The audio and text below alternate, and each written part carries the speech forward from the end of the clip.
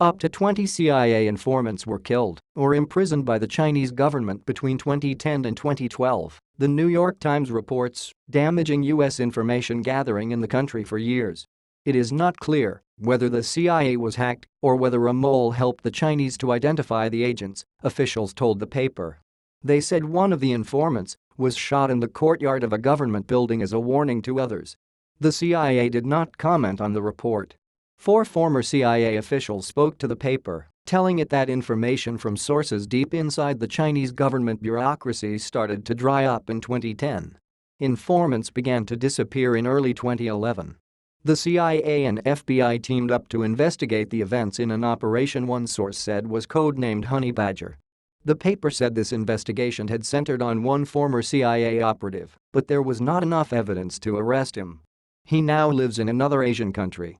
In 2012, an official at China and APO's security ministry was arrested on suspicion of spying for the U.S. He was said to have been lured into the CIA. No other such arrests appear to have reached public attention during that time. Matt Apuzzo, a New York Times journalist who worked on the story, told the BBC. And quote, "One of the really troubling things about this is that we still don't and APO's know what happened."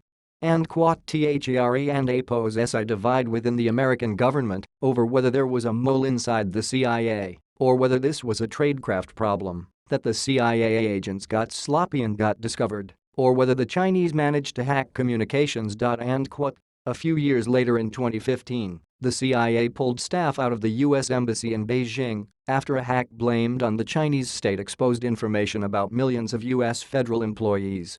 If the events of 2010 to 2012 were helped by a similar hack, it was not one that was made public. The disappearance of so many spies damaged a network it had taken years to build up, the New York Times reports, and hampered operations for years afterwards, even prompting questions from within the Obama administration as to why intelligence had slowed. Officials said it was one of the worst security breaches of recent years. By 2013, the Chinese government seemed to have lost its ability to identify U.S. agents and the CIA moved back to trying to rebuild its network. Mr. Apuzzo continued. And quote, "For many years China and the US have been locked in this spy battle THAT and APO's has been going on behind the scenes.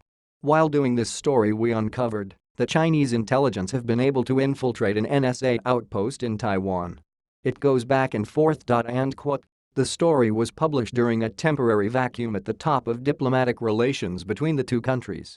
The Trump administration has named Terry Branstad, who is the governor of Iowa, as its ambassador to China, but he has not yet moved to Beijing.